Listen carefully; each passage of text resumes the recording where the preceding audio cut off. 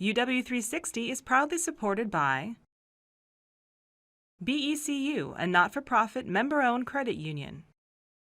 Pacific Office Automation, copy, print, workflow, and IT. Problem solved.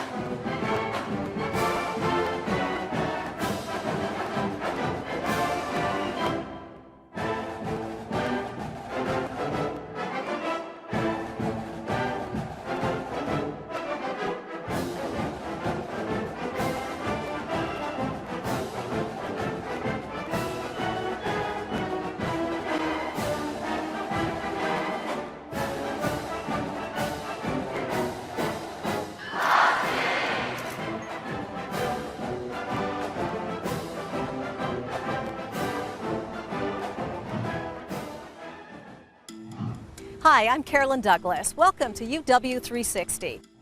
In this episode, we'll introduce you to UW alum and renowned aerospace engineer George Jeffs, a leader in the Apollo space program.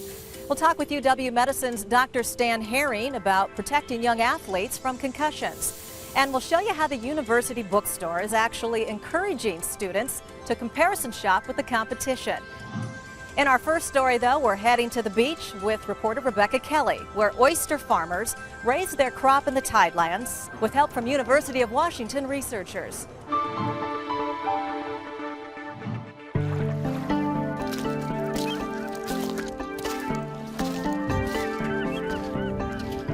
This is a good example of a cluster that would come into the processing plant. They look like misshapen rock. And like rock, they sit in one spot as ocean tides wash over them. But unlike rock, these oysters pump water through their bodies and grow plump on the plankton they capture for nourishment. Biologically, it's a simple process. But for commercial shellfish growers, it's a science. Science has provided a lot of information on better ways of rearing animals and plants and the algae that we rear. It also has had a lot to do with much better understanding of how shellfish interact with the environment. And the source for much of that science is the University of Washington. The hatchery technology and then also the development of triploid oysters are things that I think would not have really happened by trial and error. They needed a much more scientific approach. If you've ever ordered oysters on the half shell during the summer, you've tasted the result of the UW's research. That rule about not eating oysters during a month without an R, a time when oysters reproduce, out the window. In the summer months, if you're a raw oyster connoisseur, the oysters will, as they attempt to spawn, they'll get soft and creamy in texture. And it's unappealing if you're a raw oyster eater. One of the most important developments that occurred at the University of Washington, really during my tenure as a grad student, was the development of triploid Pacific oysters. Triploid oysters don't spawn. Their meat is firm year-round. So it makes it a great marketing oyster in the summertime. The UW's role in commercial shellfish farming dates back to the turn of the 20th century with a man known as the father of the Northwest oyster industry, Professor Trevor Kincaid. Trevor Kincaid is a hero of mine. He's the first professor in the zoology department in the late 1800s. Kincaid studied oysters at a time when the small native Olympia oysters were disappearing due to pollution and overharvesting. He helped Northwest shellfish farmers introduce a larger, hardier species from Japan, the Pacific oyster. He brought the science, and that's sort of the exciting thing. I mean, he really did bring a hypothesis testing approach to trying to solve some of the problems that they were dealing with. Kincaid's research led to early experiments with controlled spawning, and that led to today's shellfish hatcheries. When I went through UW, they had the School of Fisheries at that time, and they had a pilot program for a shellfish hatchery. And that's actually what got me excited about wanting to get in the industry. Today, these commercial hatcheries supply seed or baby oysters to shellfish farms.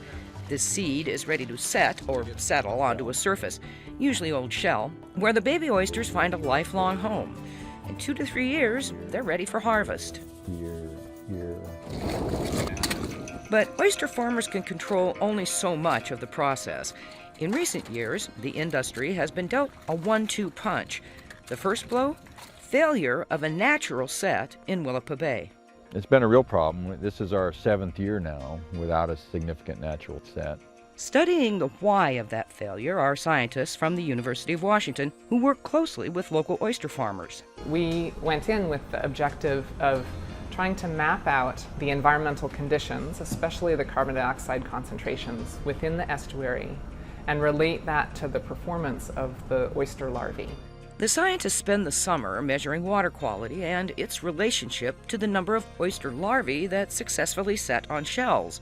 They're paying especially close attention to carbon dioxide levels in the water because of the second punch to hit the shellfish industry, a catastrophic failure at the hatcheries of the 2 biggest seed suppliers. We are still kind of trying to figure out what happened.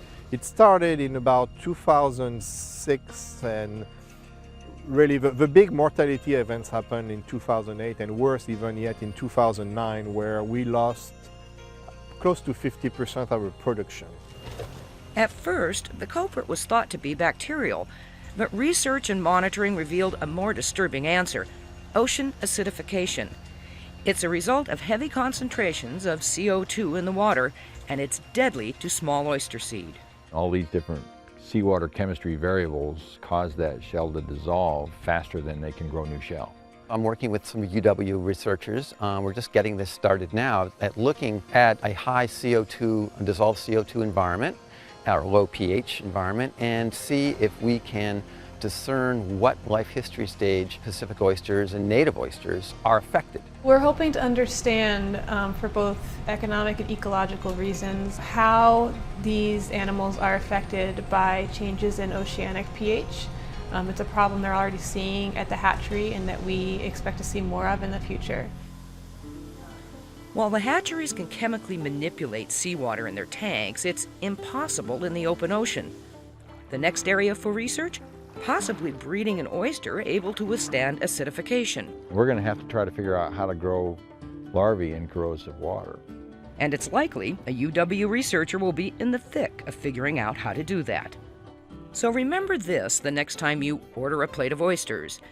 There's a little bit of University of Washington know-how behind every delicious bite and inside every beautiful bivalve. If you'd like to learn more about Dr. Rusing's research, you'll find a link on our website, uwtv.org/UW360. Our next story takes us from the sea to the stars. George Jeffs graduated from the University of Washington at a time when spaceflight was still just a theory for visionaries.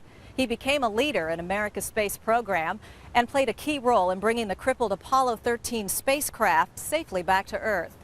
Now retired, he spoke with us recently about space travel and the engineers who made it possible. I believe that this nation should commit itself to achieving the goal before this decade is out of landing a man on the moon and returning him safely to the Earth. The National Academy of Engineering lists spacecraft as one of the top 20 engineering feats of the 20th century, and George Jeffs' engineering brilliance was central to that feat. I used to make model airplanes like a lot of kids do, but I used to see Bill Boeing fly over Queen Anne Hill in late afternoons with the sun shining on an orange airplane, so I wanted to do that. And I graduated from the University of Washington in 1945 with a BS from the aeronautics program. And I came back after the war and got a master's degree in aeronautical engineering in 1948. And I first met George when he was working on a paraglider for Gemini. From that point on, he was involved in all of the NASA space programs. He started out being a project engineer and ended up being president of the company. So he's been involved in aviation and then subsequently involved in the space program really throughout his whole career. A renowned engineer for the Apollo missions to the Moon, Skylab, and Apollo-Soyuz, he was later responsible for the design, development, manufacturing, and test of the first operational GPS satellites and for the Space Shuttle orbiter and main engines, the backbone of the U.S. manned space program for the past 30 years. And count on the fingers of one hand the people that really got us to the moon. George is one of those 5. I was the program manager of the shuttle orbiter and integration efforts, and then I was also the division president at the same time, which is interesting and important because it gave me a chance to have a lot of freedom in how I set up the organization and what freedom I gave the engineers that they hadn't had before in running major programs. It really brought the engineers into more of a controlling position, a real place in the sun in the corporation. And that was one of the kind of underlying themes of my career, aside from all the programs that I was involved in. We were really trying to design the architecture and the mission, as well as design the spacecraft. George's contribution to that period and the design and the execution of the missions was significant. Magnificent flight out here. Magnificent desolation. Tranquility Base, Houston, guidance sweep for mankind. Oh, that looks beautiful from here, Neil. It has a stark beauty all its own. They wanted to get people to the moon. They wanted to get people into space and back, but they did not want to hurt them. They wanted nobody to be hurt if they could, and they didn't want to be the ones accountable for hurting them. Apollo was a thrill in the precision of everything working the way it was supposed to work. The orbiter was a workhorse off the pad. It did everything it had to do during the boost phase. It was a ballerina in space, ballerina and more. A ballerina and a wonderful workstation. And it was a hypersonic flying marvel on reentry. The Apollo spacecraft that we took to the moon would not be the spacecraft we ended up flying were it not for George Jeff. Every part of that design, the subsystems that the spacecraft had, the hatch that we had, the environmental control systems, the communication systems, the propulsion systems on the spacecraft, they were all George Jeff's. And it took a lot of people and a lot of time. And people say, why do you need so many people on these programs? I said, man, I'll tell you, you need a lot because of the basics of the program, time, schedule, cost, etc., and to get it done. But you need an awful lot when you try and approach perfection. Ignition sequence start. 6, 5, 4, 3, 2, 1, 0. All engine running. We have a liftoff. It spoils you on the one hand because sometimes it's difficult to deal with people on problems that don't think the same way as engineers think. You know, that's why they call us nerds, I guess. I don't know. But anyhow, I think it's a wonderful career field. Not only is it offer the opportunity to work with wonderful people in teams, wonderful talents, to get major things accomplished as part of those teams.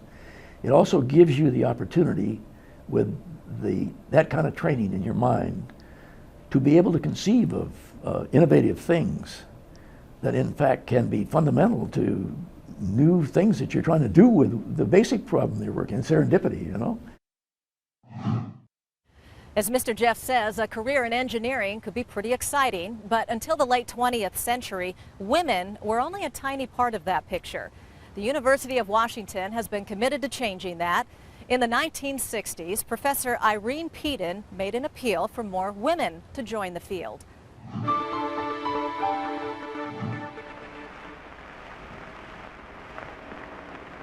Yes, I would say that there's a growing need for highly trained technical people today, and that the supply is not meeting the demand even now. The number of men going into the field is probably not going to increase much more. So it seems that we're going to have to look elsewhere to fill the gap. And that elsewhere would be towards the women. Currently, women in this country make up less than 1% of the total number of engineers. And this is too bad, because there's no really good objective reason for it that I can see, except possibly that they don't realize in time to carry out the plan that engineering is a field that's open to them too. They really constitute the missing half of our technical potential. 90% of the engineering jobs today, I think, can be done at the desk or with a computer or in the laboratory, and they can be done equally well by trained men and women. The important criteria here are interest and ability for math and science. Engineering has many new fields. It's one of those dynamic disciplines that is continually expanding its horizons. And it's very interesting work to those of us who do it, and very challenging. My students right now are making measurements related to the modeling of antenna systems from the natural environments and sizes down to scaled-down laboratory models. This has some very obvious advantages in terms of economy and convenience and the ease of trying out a number of ideas all at once on a relatively small scale, which could be very difficult in the natural situation. One, for example, has used ceramic powders to model the Antarctic ice, and he's in another part of the building trying out some antenna configurations that have been proposed for use in Antarctica. George Weber over here is measuring the dielectric properties of a material that we expect to find helpful in studying the properties of antenna systems in the lunar environment. In 1970, Dr. Peden did go to the Antarctic, where she researched radio propagation in polar regions. She received many honors during a distinguished career, including the National Science Foundation's 1993 Engineer of the Year. And just to emphasize how rare female engineers were in her day, she was actually chosen 1979's Man of the Year by the Institute of Electrical and Electronics Engineers Antennas and Propagation Society newsletter. Today, 20% of the UW's College of Engineering students are women. Speaking of students, it's that time of year when the cost of textbooks weighs heavily on students' minds.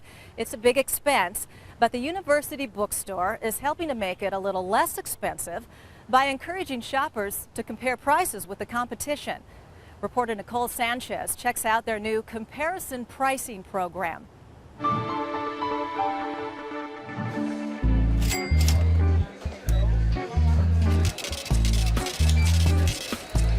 Our price is $7.95 new, after rebate $7.15, and then it starts giving you the price comparisons. UW sophomore Heidi Rowe is checking out the University Bookstore's brand new way to buy textbooks with their online price comparison program. It allows students to look up their textbooks and easily compare prices for new, used, digital, and rental text. So at Barnes & Noble, the new price is $11.94 compared to that. The program is available to students at all University of Washington campuses, as well as students at Cascadia Community College.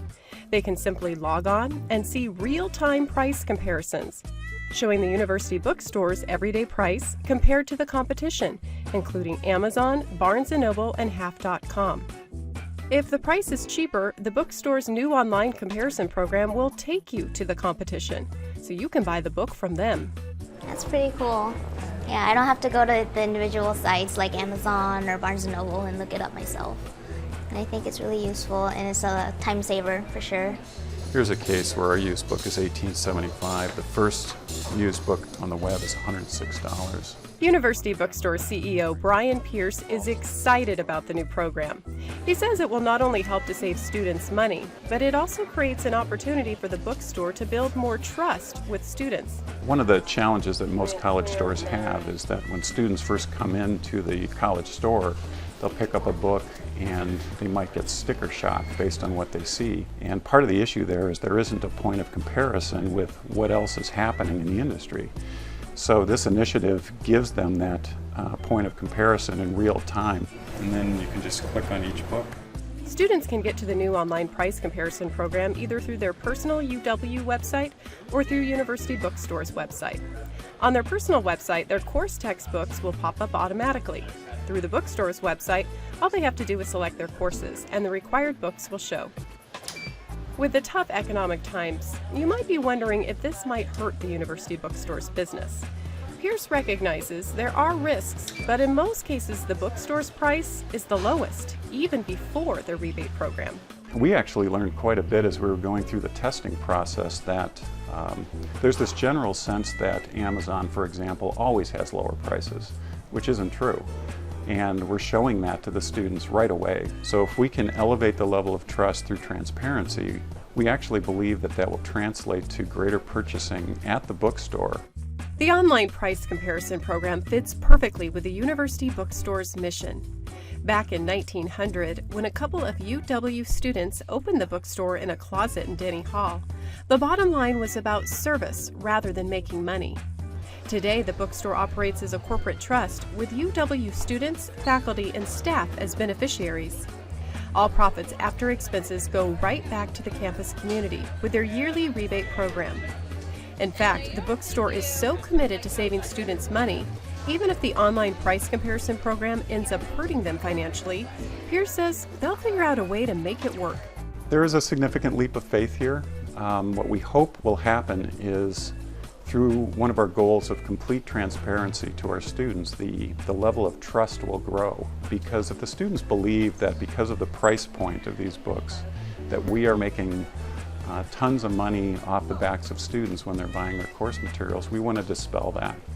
And if this does that in a credible way and the students like it and we give them more choice, that's what this is all about. And that's great news for students who would prefer to save money on textbooks so they can spend more of their money elsewhere. I don't have to worry about at the beginning of each quarter, like, oh, textbooks. You can find a link to the University Bookstore on our website, uwtv.org/UW360. Now to another hallmark of fall, students returning to school sports. It's great fun, a great way to make friends, and great for your health. But sports also come with a risk, and it's essential to protect young athletes from life-altering injuries. One crucial way to do that is by recognizing possible concussions.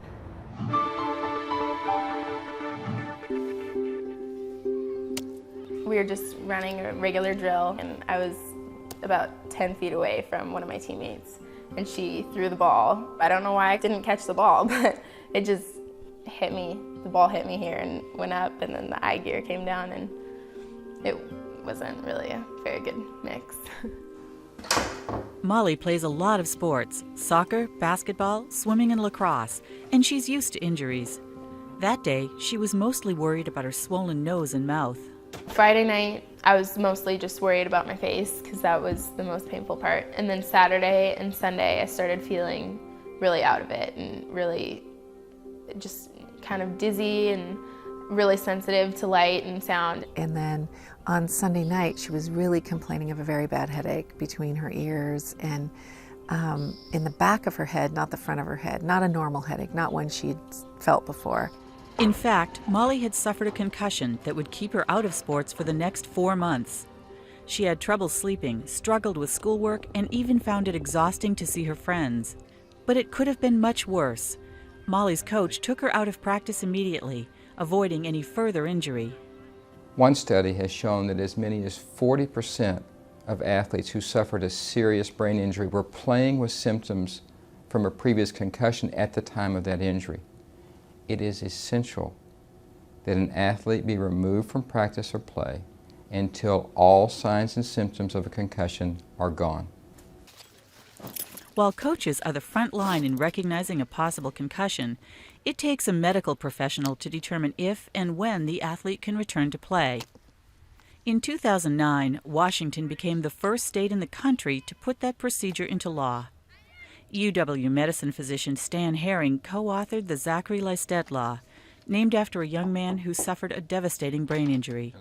That law came to be because of advocacy by the Brain Injury Association of Washington and help from a variety of parties, including the University of Washington, Harborview Medical Center, the State Athletic Trainers Association, the State Youth Soccer Association. There are a variety of partners who helped us formulate that law. What did we do?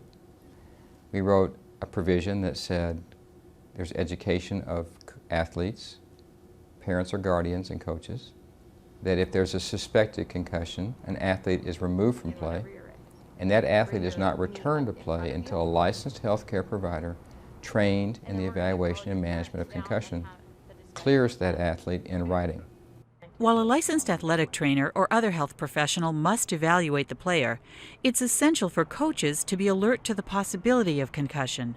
The partnership between coaches and the healthcare community is an essential part of the Lystet Law. The coaches have the trust and confidence of the players. The players will listen to the coach. The coach can help the player make the right decision. The Leistet Law protects young athletes in any sport, and it shields coaches from pressure to return them to play too soon. But even with the law in place, young athletes and their parents need to be vigilant. Gary was returned to football practice after an emergency room physician failed to diagnose a concussion. So I decided, I probably shouldn't play, but I didn't want to go up to the coaches and say I went to the hospital with a bad headache, so I couldn't play. Gary was hit again in his next practice. A year later, he still hasn't fully recovered. I think you really have to take an advocacy role as a parent and implement that to your child so that they step up too and know their symptoms, and you have the ability to say they're not going to play.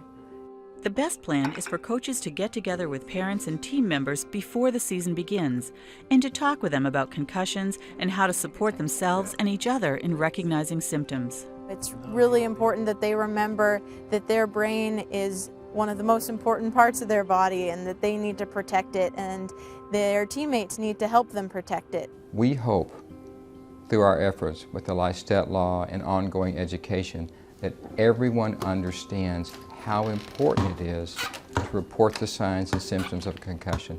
Yes, the coach must know, and yes, the parents must be aware, but the athlete themselves must feel comfortable telling someone that they do not feel right. We must empower young athletes to understand the importance of reporting any suspected signs or symptoms of a concussion. That's it for this edition of UW360. You can watch this episode again on our website, uwtv.org/UW360. And we'll see you again next month with all new stories. Thanks for watching, and I'll see you in November.